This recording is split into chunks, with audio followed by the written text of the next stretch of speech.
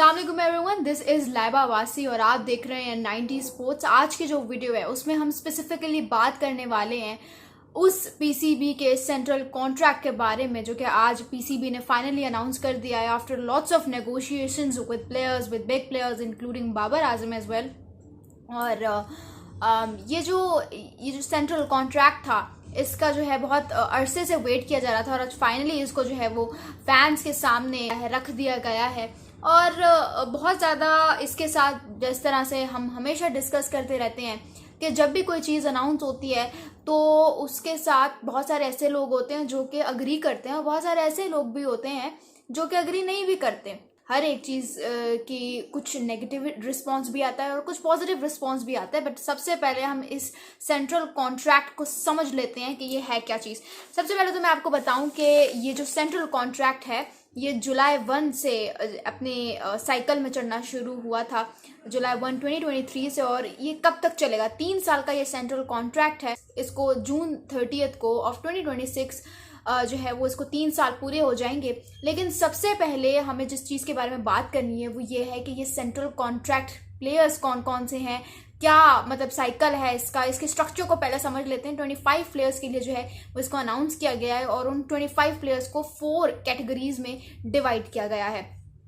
इसकी मैकेनिज्म पे हम बाद में जाएंगे। सबसे पहले हम बात करते हैं कि बहुत ज़्यादा खुशाइन बात है ये कि इसमें जो ए कैटेगरी के प्लेयर्स हैं इंक्लूडिंग बाबर आजम, मोहम्मद रिजवान और शाहीन शाह अफरीदी, उन पर पैसों की बारिश की गई है।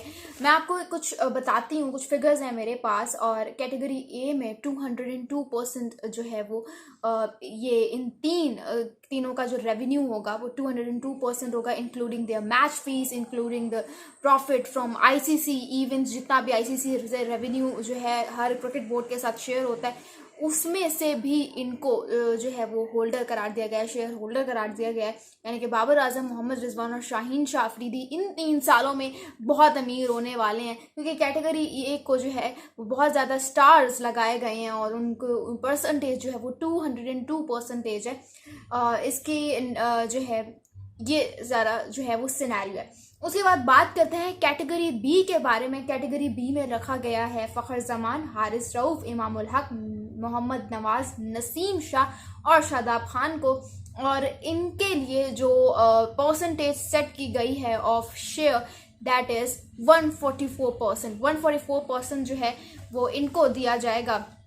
जितना भी रेवेन्यू आएगा, जितनी भी फीस जो है वो ओरिजिनेट होगी, उसमें से 144% जो है वो कैटेगरी बी के लिए अलहदा कर लिया गया है। कैटेगरी सी में अगर मैं आपको नाम बताती चलूँ तो वो हैं सिर्फ 2 नाम, इमाद वसीम एंड अब्दुल्ला शफीक, और उनके लिए जो परसेंटेज फाइनल की गई है वो है 135%। इसके साथ साथ चलते हैं कैटेगरी डी पर। तो कैटेगरी डी में फ़हीम अशरफ, हसन अली, इफ्तिखार अहमद, एहसानुल्लाह, मोहम्मद हारिस, वसीम जूनियर, साइम अयूब, सलमान अली आगा, सरफराज अहमद, सऊद शकील, शाहनवाज धानी, शान मसूद, उसामा मीर, जमान खान।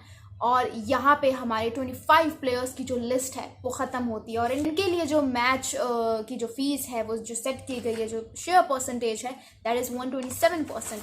अब मैं आपको ये बताती चलूँ कि ये जो प्लेयर्स की मैच फीस है इसमें से कुछ इस तरह से जो ये सेंट्रली कॉन्ट्रैक्टेड प्लेयर्स होंगे इनको 50% जो है वो इंटरनेशनल फीस भी मिलेगी। यानी कि जो इंटरनेशनल मैचेस होते हैं उधर से भी 50% आएगा। मजीद ये कि इनकी जो इंक्रीमेंट है टेस्ट में किया गया है 50%, वनडे इंटरनेशनल्स में it's 25% and in T20 internationals it's 12.5%। अब मैं आपको बताती हूँ कि ये जो 3 साल का पीरियड होगा इसमें हर 12 महीने बाद प्लेयर्स की परफॉर्मेंस को रिव्यू किया जाएगा और उसके मुताबिक मजीद चेंजिंग्स जो है वो भी क्रिएट की जाएंगे according to the sources that I have collected information from. Central contract जो है ये एक्सपायर कब होगा, ख़त्म कब होगा, तो वो मैं आपको बता चुकी हूँ 30 जून ऑफ 2026। अब ज़रा बात कर लेते हैं नेगेटिव ओपिनियंस के बारे में। ये नेगेटिव ओपिनियंस कह लें या कुछ सवाल कह लें जो कि जिनकी बुनियाद बड़ी स्ट्रॉन्ग है। अगर हम बात करें तो बहुत सारे लोगों का जो है वो कहना है कि नसीम शाह को ए कैटेगरी में होना चाहिए था इंस्टेड ऑफ मोहम्मद रिजवान। मेरे ख्याल से मोहम्मद रिजवान को होना चाहिए था इस कैटेगरी में, because he is always been that benchmarks for us, जो कि हमारे लिए बड़ी कैटास्ट्रोफिक सिचुएशंस में आके हमें उन सिचुएशन से निकालते। तो मेरे ख्याल से मोहम्मद रिजवान सही है, लेकिन हमें नसीम शाह की बी कैटेगरी में मुझे उनकी जगह समझ आई भी नहीं। मैं आपको बताती हूँ क्यों।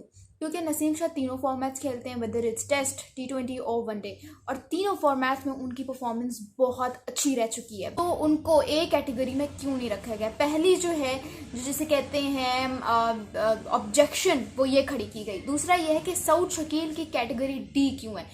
उन्होंने अभी तक पाकिस्तान के लिए 7 टेस्ट मैचेस खेले हैं और उन 7 टेस्ट मैचेस में उनकी ज़बरदस्त कारकर्दगी रही है, जिसमें एक टेस्ट मैच में मेरे ख्याल से उन्होंने 200 से ऊपर स्कोर बनाया था, एक में 100, और इन लगातार जो 7 टेस्ट खेले उन्होंने, उसमें एक भी ऐसा मैच नहीं था जिसमें उन्होंने 50 ना बनाई हो। तो सऊद शकील की कारकर्दगी जो है वो भी बड़ी बढ़िया रही है, लेकिन उनको भी जो है वो डी कैटेगरी में उनकी जगह भी समझ नहीं आती। इफ्तिखार अहमद के बारे में बड़ी बात हो रही थी कि इफ्तिखार अहमद जो आपके एक बहुत ही प्रॉपर मिडिल ऑर्डर बैट्समैन है, मुश्किल सिचुएशन में आके बैटिंग से भी अपनी कारकर्दगी का मुजाहरा करते हैं, बॉलिंग से भी करते हैं, लेकिन आपने उनको भी जो है वो डी कैटेगरी में रखा हुआ है। यानी कि एक ऐसा प्लेयर जो आपके लिए टेबल टर्न कर देता है, आपने उसी को जो है वो डी कैटेगरी में रख दिया। और अब्दुल्ला शफीक जो कि ऑन एंड ऑफ खेलते रहते हैं, उनकी परफॉर्मेंस ऑन एंड ऑफ रहती है, इतनी कंसिस्टेंट भी नहीं रहती। ठीक है, वो बहुत अच्छे बैट्समैन है, he is also one of my favourites, but उनको भी आपने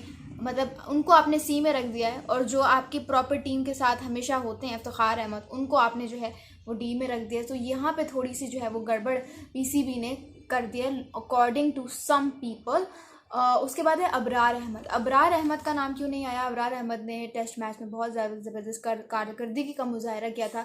जो हमारी टेस्ट मैच सीरीज़ हुई थी अगेंस्ट इंग्लैंड, उसमें उन्होंने इंग्लैंड को बड़ा टफ टाइम दिया था, लेकिन अबरार अहमद का नाम ही नहीं है इस जो सेंट्रल कॉन्ट्रैक्ट ओरिजिनेट किया गया है 25 प्लेयर्स के लिए, उन 25 प्लेयर्स में अबरार अहमद का नाम भी नहीं। Also Abrar Ahmed is one of those players जिनको पाकिस्तान के वर्ल्ड कप स्क्वाड में रिजर्व्स की कैटेगरी में शामिल किया गया था, लेकिन सेंट्रल कॉन्ट्रैक्टेड प्लेयर्स में उनका नाम कहीं भी नहीं है। तो यहाँ पे भी बड़ी पीसीबी से मुझे नहीं लगता। उसके बाद वन ऑफ दोज पॉइंट्स जो कि जिससे मैं बहुत ज़्यादा अग्री करती हूँ, और मुझे बहुत दुख भी हुआ जब मैंने ये चीज़ देखी कि एक ऐसा प्लेयर जिसने पाकिस्तान के लिए 2 ICC ट्रॉफीज़ जीती हुई हैं, हमारे लिए कंसिस्टेंट डोमेस्टिक अभी करंटली कंसिस्टेंट वो डोमेस्टिक परफॉर्मर रह रहे हैं। उन्होंने अभी अपनी फर्स्ट क्लास में सेंचुरी भी की थी, उसके अलावा जो उन्होंने मैच सेविंग 100 भी किया था। इस तरह से जो है उनको निगलेक्ट किया गया, उनको डी कैटेगरी में रखा गया है।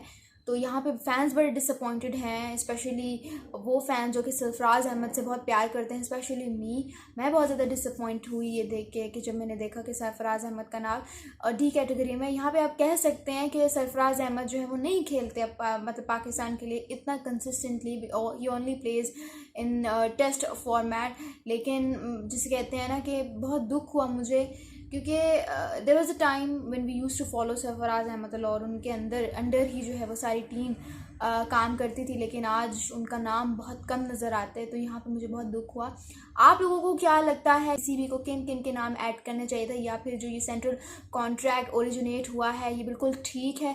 मज़ीद ऐसी वीडियोस देखने के लिए फॉलो करें 90 स्पोर्ट्स को on YouTube, Facebook and Instagram, और हैंडल्स जो हैं वो डिस्क्रिप्शन में सारे मेंशन हो जाएंगे। लेकिन please do interact with me, I would love to see your comments under the video, और इंगेज किया करें ताकि आप लोगों के रिव्यूज़ भी पता चल सकें, और मज़ीद ज़रूर बताइएगा कि किस तरह की वीडियोज़ देखना आप पसंद करेंगे। Thank you so much. This is Laiba Abbasi signing off.